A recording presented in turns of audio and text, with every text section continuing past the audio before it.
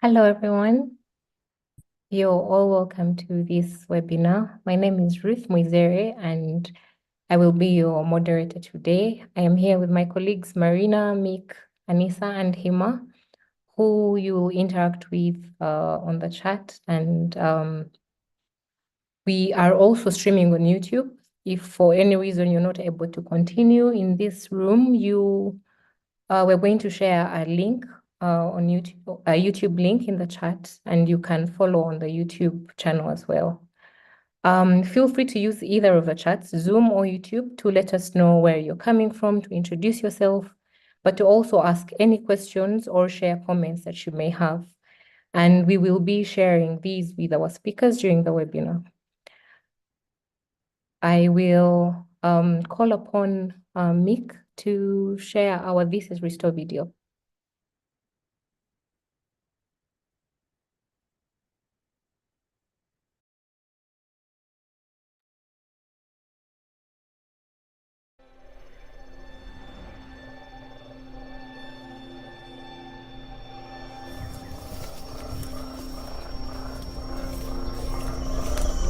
Simply it's life.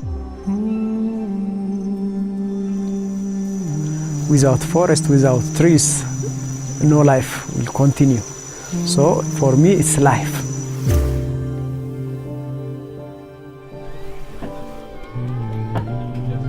Oh, I could spin you one hell of a yarn.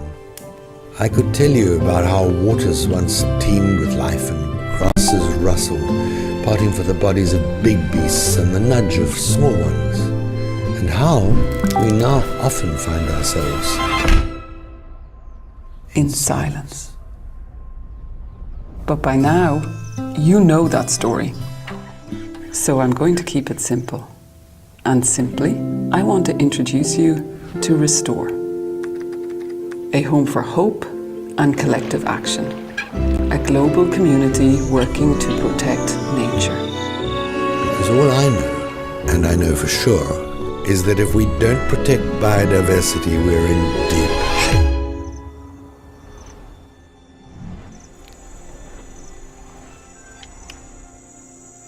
Coffee is one of the most industrialized, cultivated crops. And for me, it's important to show that there is another way.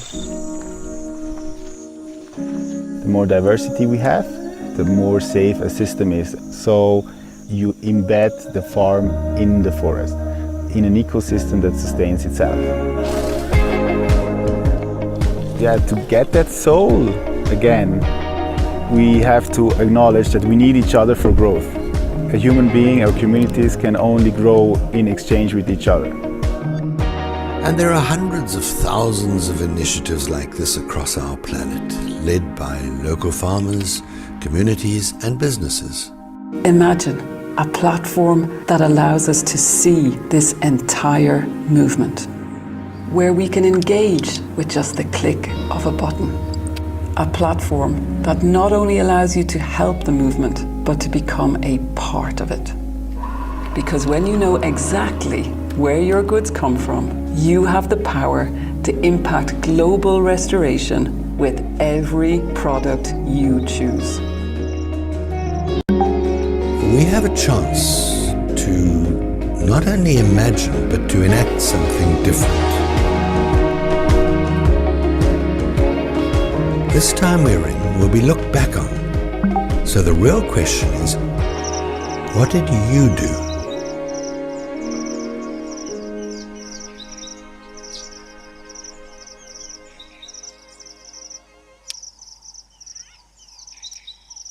A warm welcome once again to everyone. For those that are just joining, please feel free to introduce yourself in the chat, tell us where you're coming from, and thank you for joining today's webinar on the vital role of traditional and indigenous knowledge in restoration. We are here to celebrate the deep connection these communities have with their lands, a relationship that offers invaluable insights for all of us that are stewarding nature. Their increasingly recognized wisdom teaches us that effective restoration is rooted in understanding and respecting the unique characteristics of each ecosystem. So today we are excited to introduce two special guests to share their experiences, tapping from traditional knowledge to advance ecosystem restoration in their communities. And first, we shall hear from Santiago Duque, a creative director, a producer, a filmmaker, and an ecology researcher from Colombia that is working on environmental, social, and cultural topics. Santi has won Linktree's Passion Fund a couple of years ago, and this helped him to create cultural projects and food forests and growing trees that tell the stories of native people, preserving nature and ancient wisdom.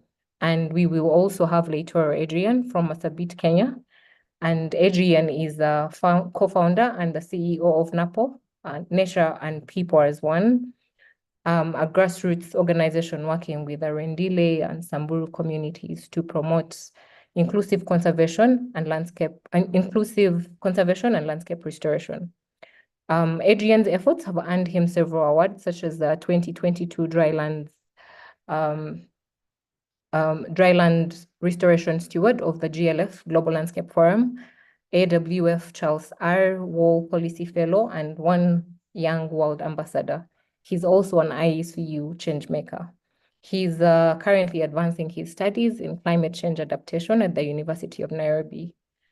So before we start this conversation, we'd like to learn a bit about you through a few quick polls, and your answers will make our time together as meaningful as possible.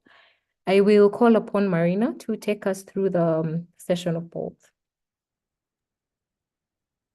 Hello, everyone. So welcome to the session today. We'd like to get to know a little bit about you. So please answer the following poll. I will share the link on the chat here. Just 1 minute.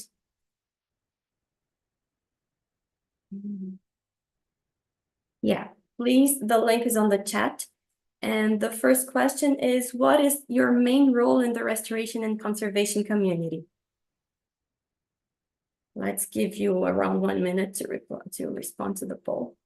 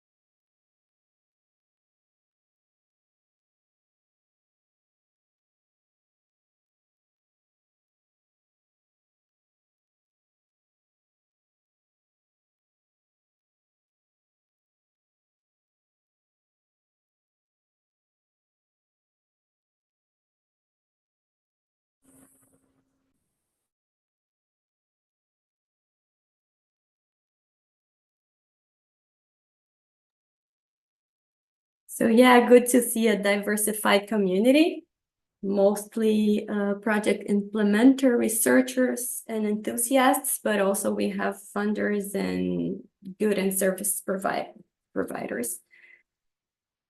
Let's go to the next. All right. As Marina gets the polls to work well, we will go into breakout rooms. And to mention, this webinar, among others, are one of the ways that we are getting the Restore community to connect with one another in order to learn from each other, to find potential collaboration. So the breakout rooms are simply a meet and greet. So there won't be any moderator. And it will just, you could just take a minute to introduce yourself, your passion, your work, and please allow time for everyone else to speak in the group. And we hope this sparks a meaningful connection in such a short time. So we are going to go out to breakout rooms, and we'll see you back in the main room in a few minutes.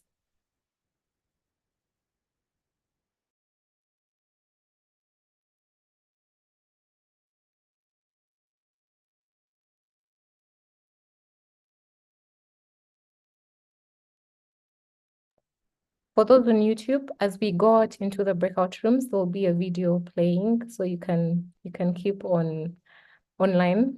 There will be something in the room to keep you engaged as well.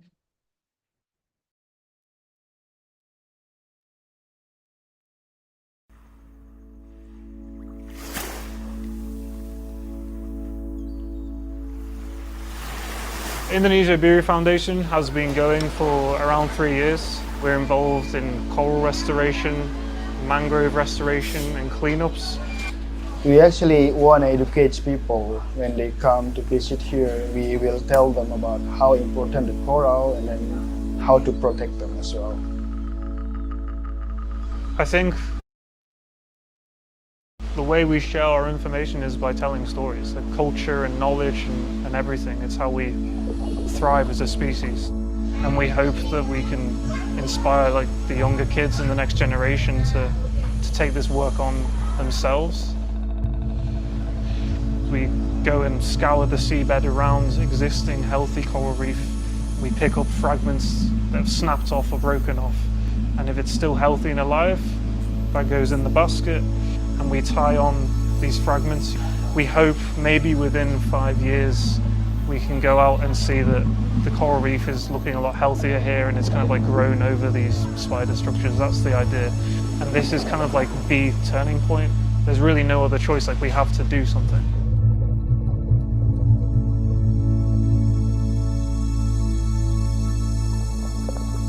Once you start to link the coral reefs and the ocean to the economy and people's livelihoods, and you know, all the tourism that comes here, all the jobs that it generate, and food. I will try to help the people that live in the area close with the beach. I will try to teach them how important the conservation for us, because education is something that we cannot stop. That's all.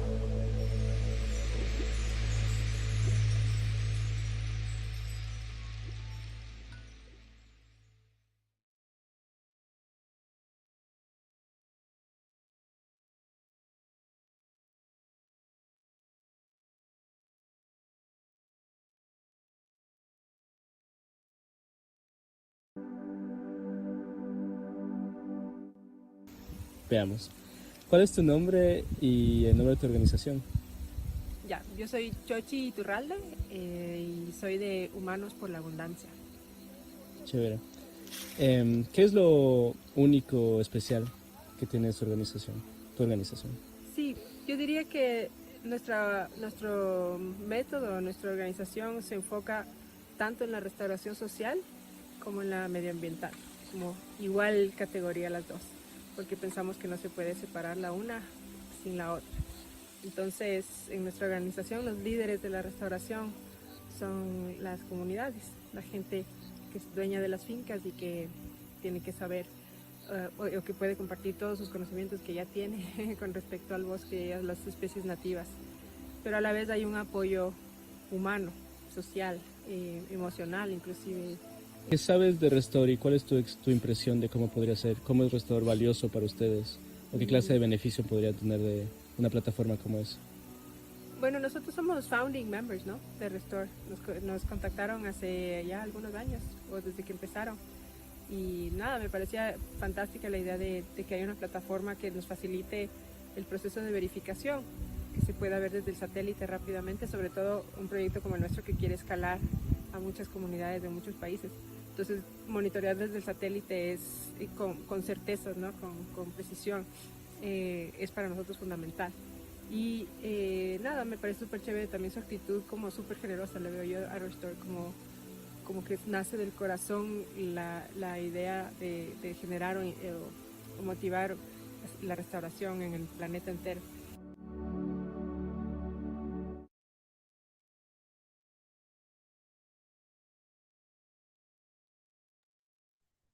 So 15 more seconds and the breakout rooms will be closing, Ruth. All right.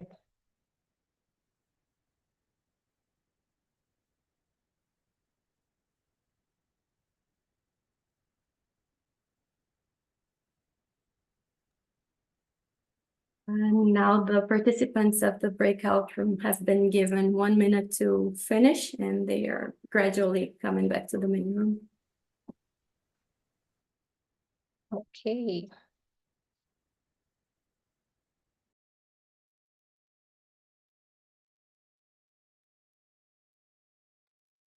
As we wait for the participants to come in, for those that have not yet introduced yourself in the chat, please introduce yourself. We are here to connect, and it would be good to see where you're all coming from.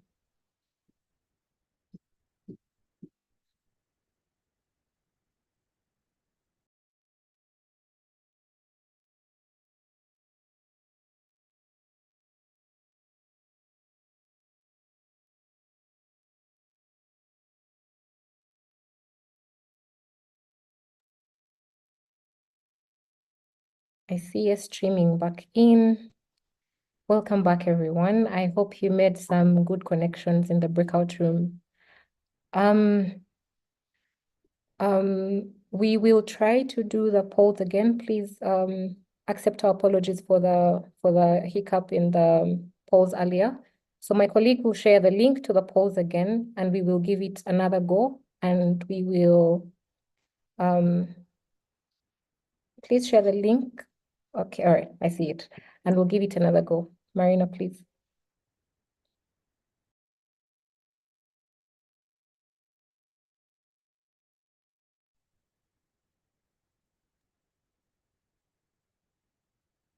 Do you work with nature initiatives involving Indigenous people and local communities?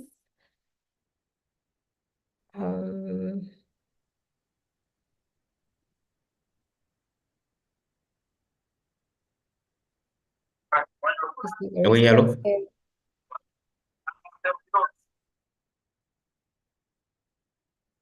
Keep them coming.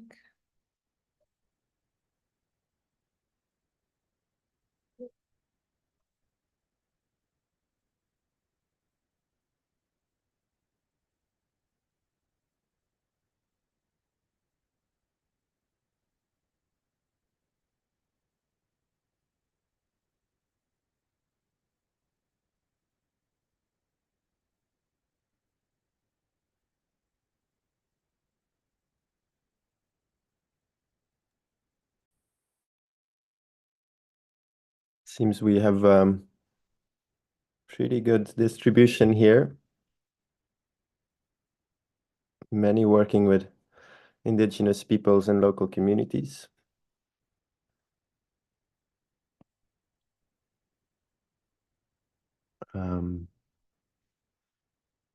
Great. I think we'll proceed with the next question, Ruth. Is that okay? Next question, yeah.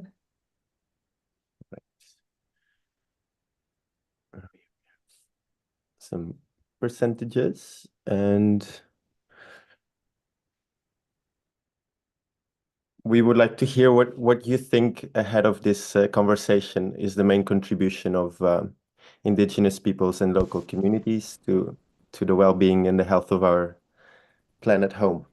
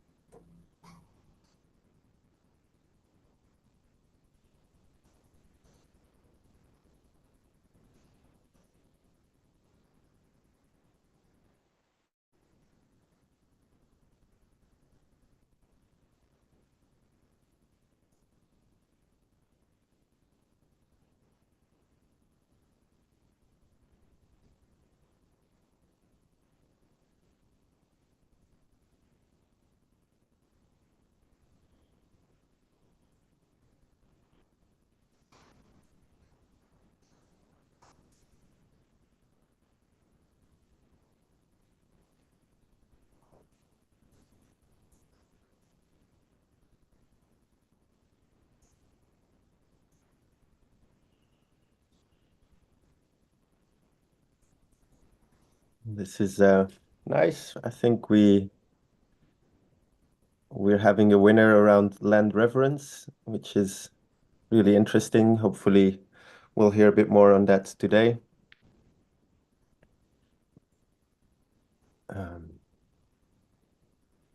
Great. I think maybe for the sake of time, Ruth will wrap the poll here. See what happens. We have some percentages, and I'll hand it over back to you. Thank you, Mick. Thank you so much for taking us through the poll. Let's now transition to our conversation with today's guests who are already in the room, on the role of Indigenous peoples and local communities for nature stewardship. We will start off with Santi from Jaguar Siembra, which is a community regenerative agriculture initiative for and by Indigenous people in Colombia. Together, you grow specialty coffee, ceremonial cacao, and whole forest foods. Santi, would you tell us a bit more about how you manage these food forests and how do these benefit the Colombian indigenous people? Yeah, hello everyone. Thank you very much for being today here.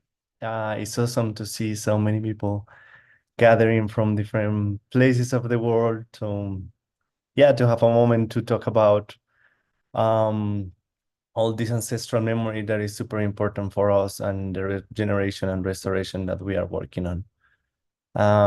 So my name is Santiago. I'm from Bogota, Colombia, the capital of Colombia. And I work in a special mountain that is called the Sierra Nevada de Santa Marta. It's the most biggest coastal mountain by the sea in the world. And there is a special kind of microsystem of the planet because it's called the heart of the world. There is 4 indigenous communities there that have lived there thousands of years in harmony with nature, and they call themselves the elder brothers. They call ourselves the younger brothers, and they are the ones that are in charge to maintain the balance between nature and humanity. They have really special processes and technologies that are ancient technologies that we are rediscovering right now that are around the world. There is similarities and patterns that are in every indigenous culture around the planet, in every ecosystem. And it's a direct way that they have learned to learn directly from nature. So it's kind of reading nature, hearing nature, talking with nature, and have a deeper relationship with it, and not seeing it separately as we have it in our Western logics and mentalities. So I'm involved with art, and I start a project to try to document all of this ancient knowledge that is being lost, is getting lost, and it's disappearing fast. So I try to rediscover my roots and where we come from and who is these people that are still there after thousands of years and have survived genocides and things that have been horrible, but they are still there. And if they are still there, they are the proof that working with nature is the best way for a humanity or a society, a culture to thrive, and having peaceful agreements with nature. That's the thing that they do basically every day. And that's what we need to learn to do. So I started a project that it was a documentary. Then I started to notice that we lost food forests everywhere in the planet. Kind of our way to grow our food change. Before, in a small plot, we have 60, 80, 40 varieties of plants growing together in the same way that the forest grows itself. So everything is close, there is super biodiversity. And in some moment in farming, we start to separate the things and divide the things, and reducing the biodiversity in that species, and that creates monocultures and all the problems that we know right now that we have with food. So food is kind of the best, the principal connection that we have with nature. It's something that we do is actually for the indigenous is kind of the codes of nature that we are eating. So we are eating that codes, the food, the nourishment is the light of nature that entered to us to work in our metabolisms and making us function. So it's our life. And it's our principal connection that we have. So the way that we grow food, that we trade food, and that we consume food is one of the biggest, if not the biggest, problem that we are facing right now. So we have several ways to name it: climate change, like fossil fuels, all of these.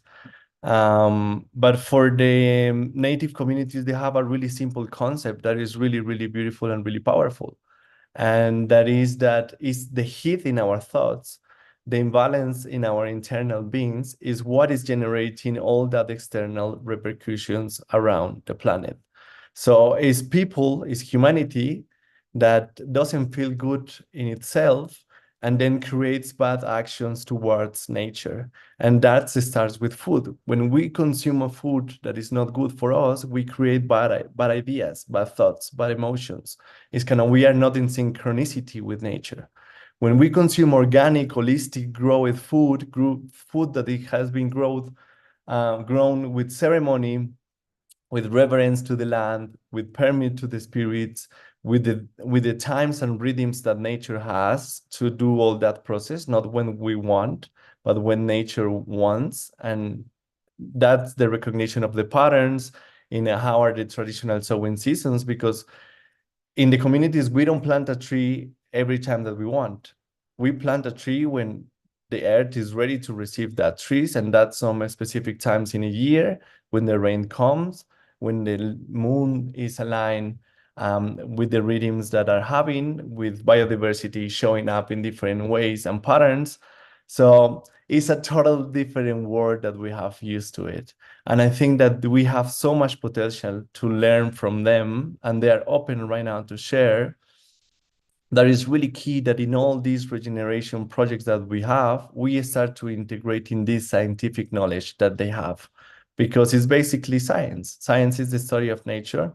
They have been studying nature for thousands of years in deeper and incredible ways that they are difficult for us to understand, and we need to give them the chance. They are the best protectors of biodiversity around the planet. They have been showing how it's possible to live in harmony with the land, and how it's possible to cultivate the land without damaging it and actually regenerating and growing it. That's the core of nature, the evolution. So they have been doing that. And it's time for us just to learn and hear and have these spaces to really validate that knowledge and talk with them and create these relationships. I think like this is our role. I see that we need to unite different points of the planet and different perspectives, because the solution is, it comes not just only from indigenous knowledge, that is actually ancestral memory that is in every territory that we have. But it comes from the biodiversity and thoughts, so different perspectives from different forms, different patterns, from all humanity united to thinking the best solutions for the problems that we are facing. So yeah, that's something that we are doing, and I don't know how to follow and how to continue. If you want to interact and have questions of how we do it. I think the questions will come later. Thank you very much for sharing that. It's both very interesting and inspiring to listen to that. In the last community webinar that we had, it was about storytelling as a powerful tool to help people connect emotionally to projects while highlighting the impact of restoration efforts and also inspiring action. And from your website, we understand you combine the power of arts, storytelling, and from what you've told us, we clearly see this is a very beautiful story to tell as well. And we want to see how exactly are you documenting and sharing these stories of ancestral wisdom with the world, and how is this contributing to the mission of Jaguar Siembra? Yeah, like I think like art is one of the most powerful ways that we have to connect without words, and just it's a transfer of energy in different forms. So the people just see it, and then you see a community that you have never seen before, a landscape that you have never seen before, and it's something that it gets imprint in you. So I think like we should use the most amount of different mediums to share all of that, not only through the word, but in different ways. And that was one of the things that the communities were doing here. Gold, for example, was the material that the indigenous communities used it to make art, and it was an offering that they give it back to the earth.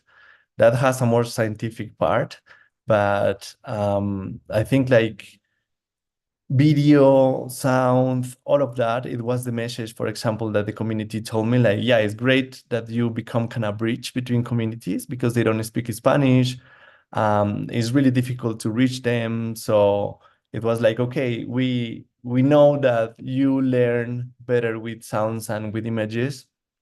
So it would be nice if you share our messages. And that's what I started to do. So I create a short film that is in the website. It's in our website. It's a 15-minute short film that is a message from one of the elders. And he talks about the roots of our climate crisis. With that short film, we were able to fundraise and plant the first 10,000 trees. So my idea, it was like art could have the potential to create more impact, but real impact on the land. So it's creating, we have always worked with this concept of nature that is with the less amount of energy, create the biggest amount of energy. So we are a project that actually we are 2-3 persons running the project, and the rest is the connections with the indigenous families. We don't have offices. We don't have like, we function like really, really different. We function with a super small, low budget. But we try to do the most amount of impact that we have with that.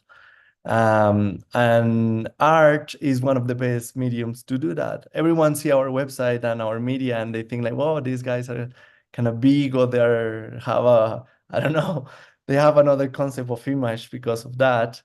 But what we are trying to do is that people needs to know these stories. People needs to know that this story that we tell to ourselves, that we are not part of nature, is just a story that we tell to ourselves. So we need to change that. That's the core.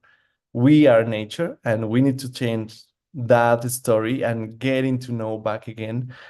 And indigenous communities have been told thousands of stories of that, like for years. So they have thousands of stories that we are rediscovering, and that the world, I think, needs to learn, and needs to know, and needs to see and experience. We have a small short film that is 2 minutes that I can share with you. I can share it with you. Sorry, I didn't hear well. That I have a video that is like 2 minutes that shows a little bit someone from the community, and you could see the forest, and if I can put it to you. Yeah, If sure. I can, yeah. Please go ahead. Yeah, sure. We might have, Marina, we might have to make him co-host. Yeah, he's already co-host, but Santi, please make sure to share with sound so that we can all hear the video. It doesn't appear how I can share it. I just see the desktop of the Zoom reunion, but not the rest. If it's on YouTube and you want to share the link with Mick can Yeah, share the actually, screen. it's in our website. It's in our in the first page of the website, and if you go down, there is a small video of 2 minutes there. If you can share that, would be great. That's one that a friend made. So in the beginning, I was making all the documentation, and right now I'm working more with friends to tell all of these stories. It's in the first webs in the first web, I think in the home. Yeah, that one. More down. Is This one? that, yeah.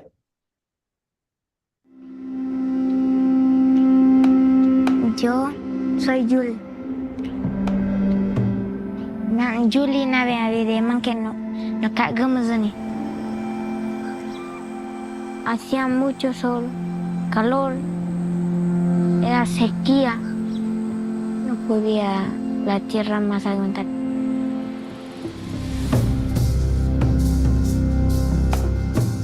Decidí sembrar árboles para cuidar como una guardiana el derecho de sembrar un árbol. Antes no me fijaba, pero ahora veo que se ve más bonito con los pájaros cantando, la naturaleza trae comida, trae todo.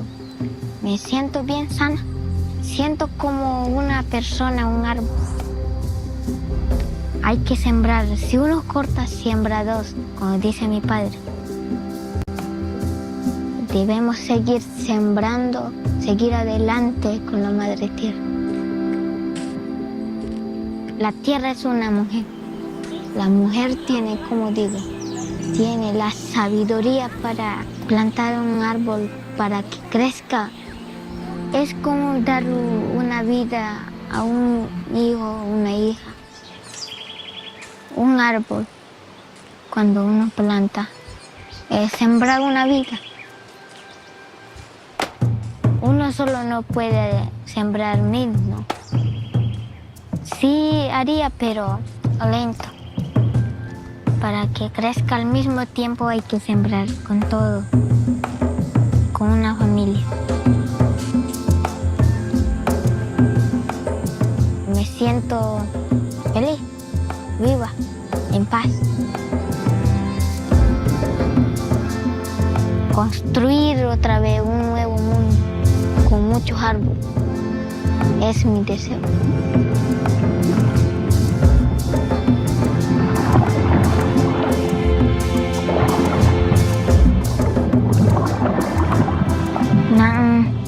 Na zaku z guama niga na nangone chuja na zaku na nangone.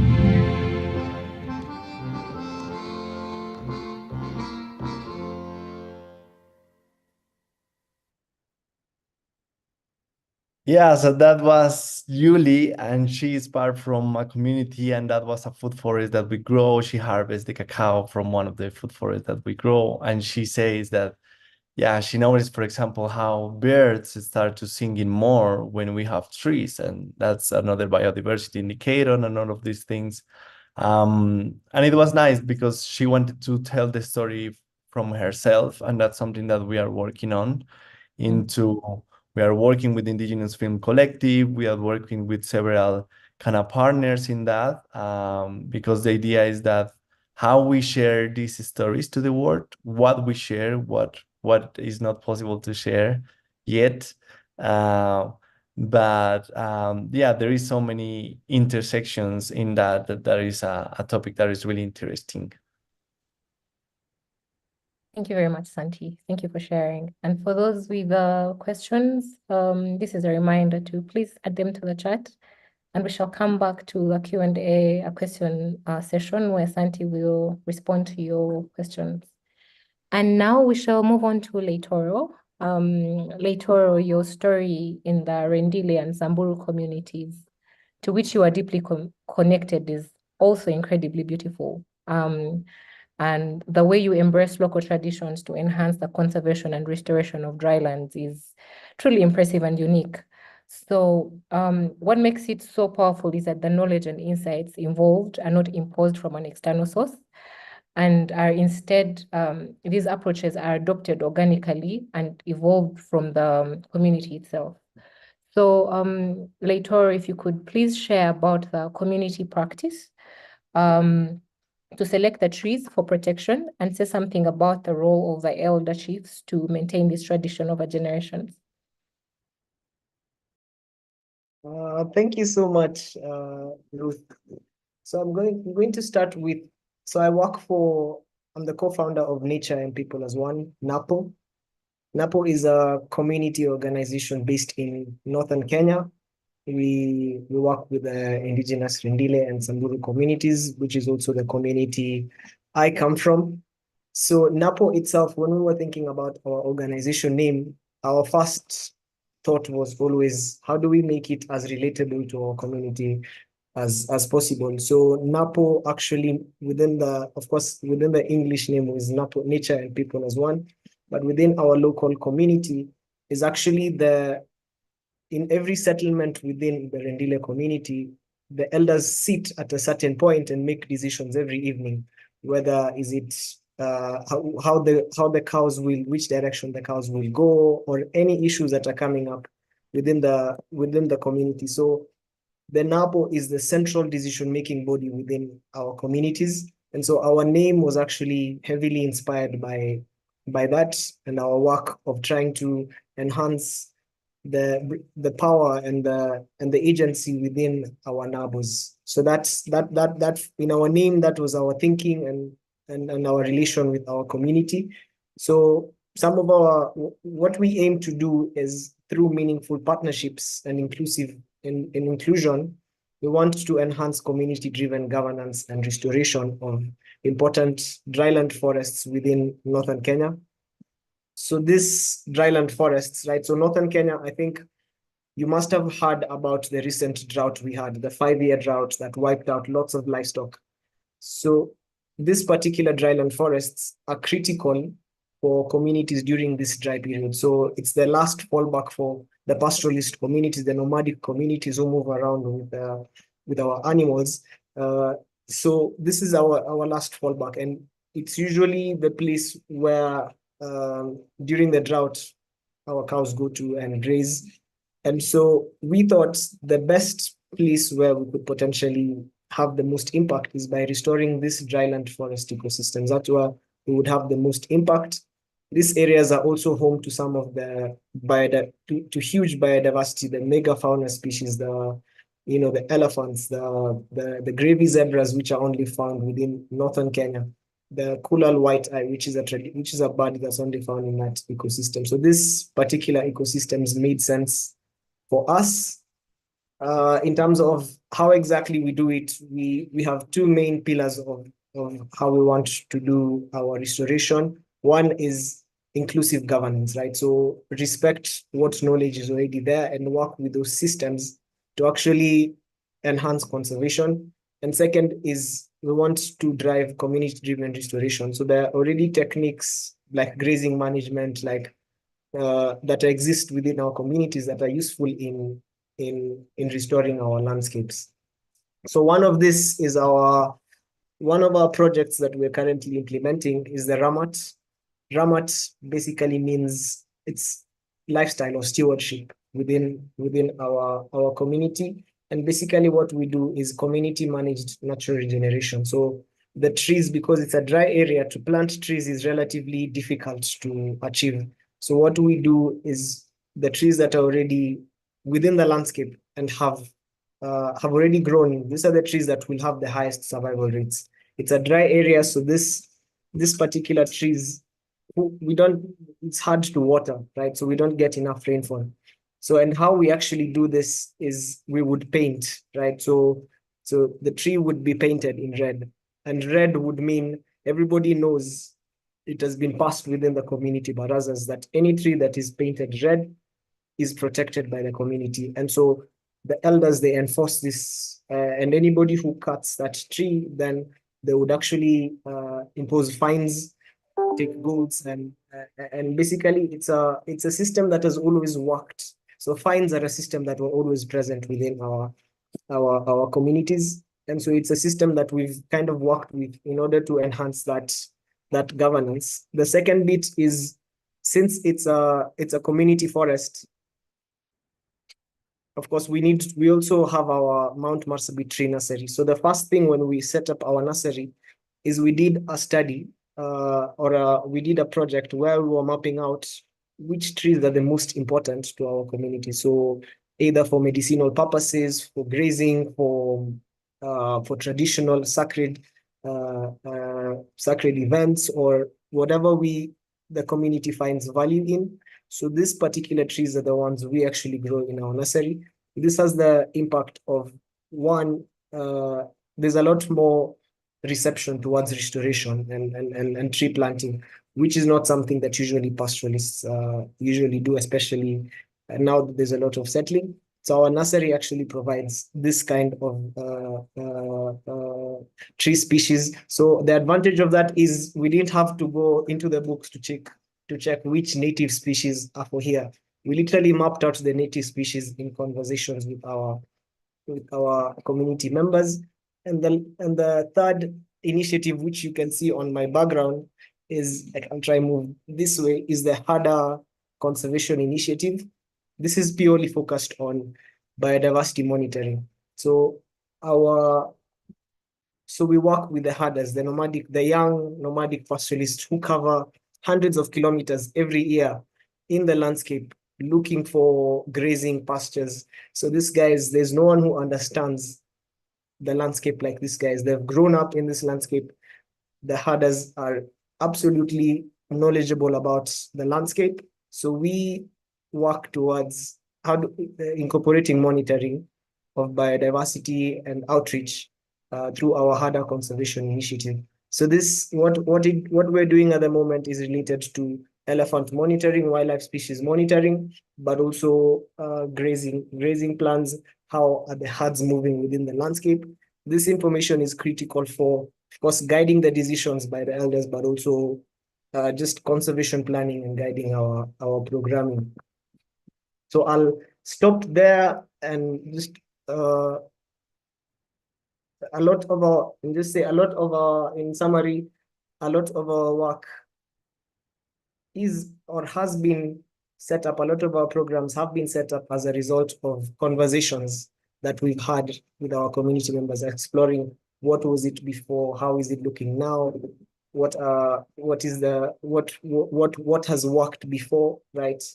Because these ecosystems have been stable up to now because of certain management practices that worked. Of course, we have the issue of climate change, we have issues of the droughts, but we now have to adopt to that. But our base has always been and will always be the knowledge and the existing structures within our communities. Thank you for sharing, later. Thank you for that comprehensive overview. You answered part of the next question, and what I would like you to shed some more light on in a few minutes is how did your work begin? You've given us the backstory of your name, but would want to know, how did you take that first step? It's usually the hardest, so please share with us that story. Yeah, I think the first step for me was, we first started out very, very openly, and did our tree planting was more focused on the tree species that were recommended by like governments, which we ended up seeing were not actually doing well, right? And so after like looking and learning and seeing, okay, this isn't really working, but then also recognizing that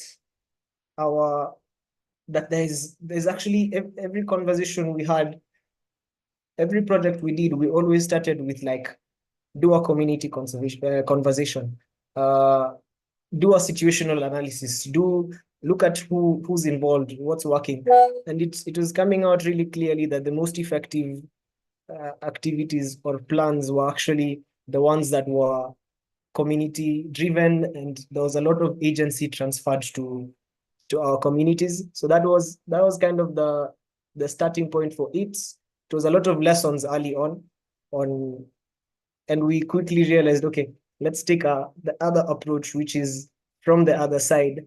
That was quite interesting for us.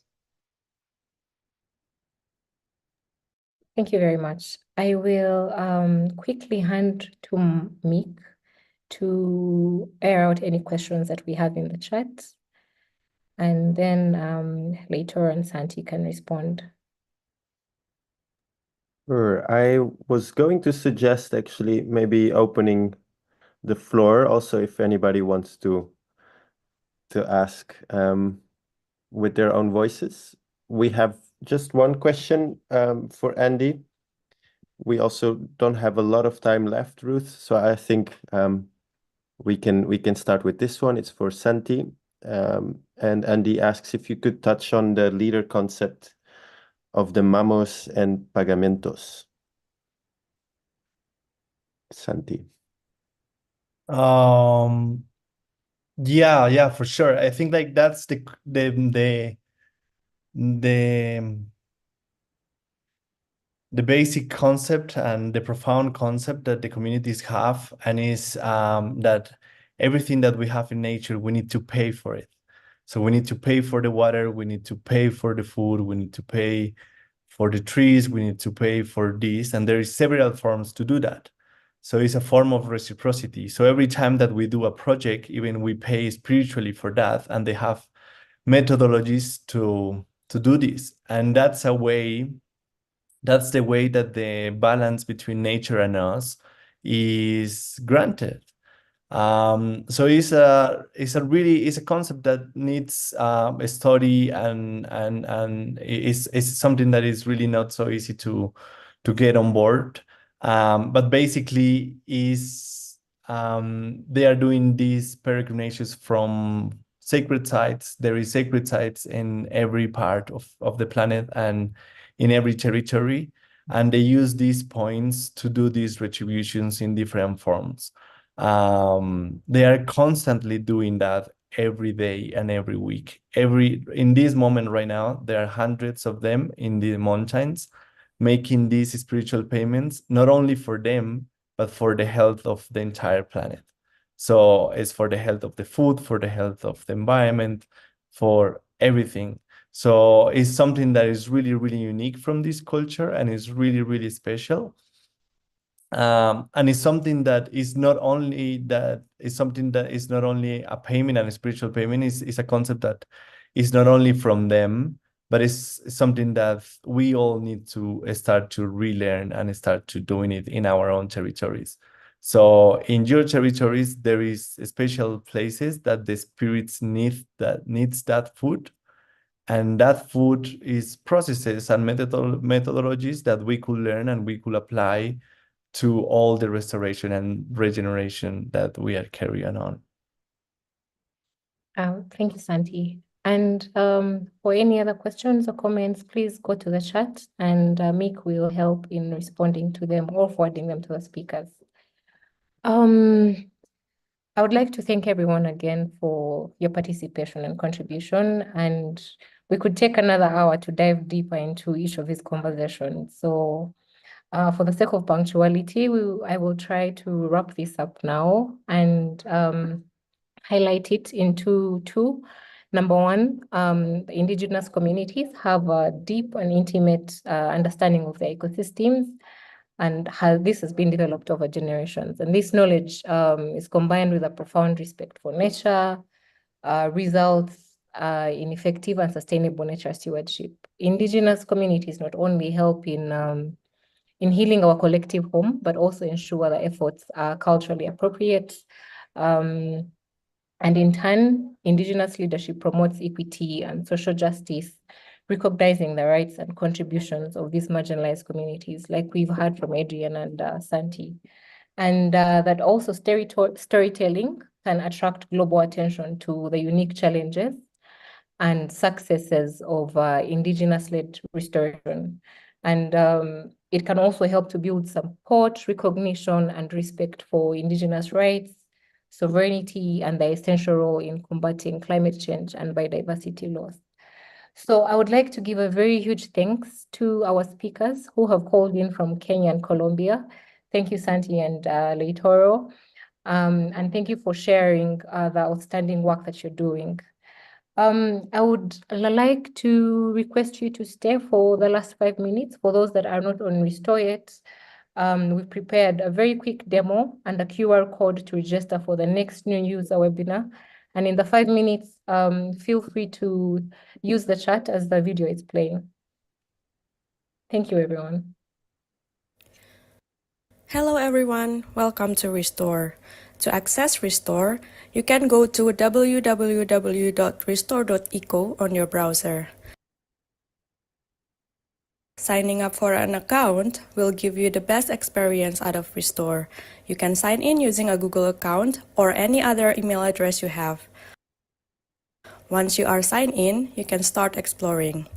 This is our landing page. Restor is available in 7 languages, and you can change the language by clicking the 3 lines on the upper right-hand side. On the right side, you can see toggles for data layers, map settings, and other features which can help you explore the map. We are now exploring the sites, which can be the areas of restoration, conservation, and sustainable land use initiatives. I'll take you to one of my favorite restoration sites. This is a site profile of a mangrove restoration initiative in Indonesia. The site profile contains information about the initiative, such as the name, organization, photos of the sites and activities, and contact information that can be shared through various social media platforms. And you can also embed your site on Restor to your own website by copying this code. The site profile will also contain auto-generated scientific insights based on the best global dataset available. Here you can see the data for biodiversity, tree, shrubs, and herb species, carbon storage in above and below ground biomass as well as soil, net primary productivity, land and tree cover, water, and other environmental data.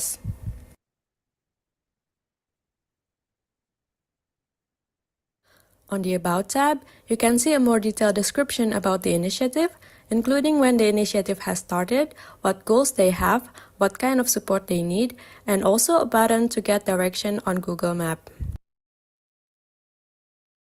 Restor allows you to co-manage the sites, and on this Connection tab, you can see people and organizations who are involved in this initiative, allowing collaboration and better connectivity. One of the most powerful features on Restor beside the scientific data is the 2 high-resolution imagery that can be accessed directly on the map. Restor hosts S3Y back that is available globally on 50 to 30 cm resolution, and Planet NICV that is available biannually for tropical areas with 4.8 meter resolution. Using this feature, you can visually track how the land changed over time and showcase your restoration and conservation impact. Another exciting feature is you can visualize the data layers on the map and put it side by side with the graph to better understand about the impacts.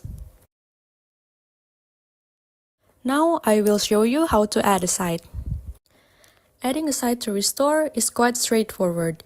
You can click Add to Map, New Site, and you have 2 options. You can upload your geofile using these formats, or directly draw the boundary of the map. Just like what I'm doing here, you can click to form the boundary of the map. When you are done, you can click Analyze Area to get the preview of the scientific insights, and then you can click Save as a Site. After that, you will be directed to a page to fill in information about your initiatives. At the end of this process, you can publish the site and access it anytime on the map. Besides sites, Restor can also host point of interest, which are point location of activities such as tree nurseries, botanical garden, offices, educational center, and many others. Restor also allows you to manage sites into collections, which are the theme folder of public sites, and you can add any public site to a collection on Restor. Besides organizing sites into collections, you can also link your sites, point of interest, and collections into an organization profile. By having an organization profile, you will be able to showcase your portfolio to get better visibility and connectivity. In the future, we are planning to release aggregated insights which allow organizations to measure impacts across their portfolio using the collection feature. Restor also wants to connect implementers on the ground to funding. You can access the funding opportunity page on Restor, find the suitable one according to your region and goals, and see more details on how to apply. Please look forward to our upcoming updates. You can check the latest update through our notification button. If you need any support, don't hesitate to access our support page or send us a message. Happy restoring!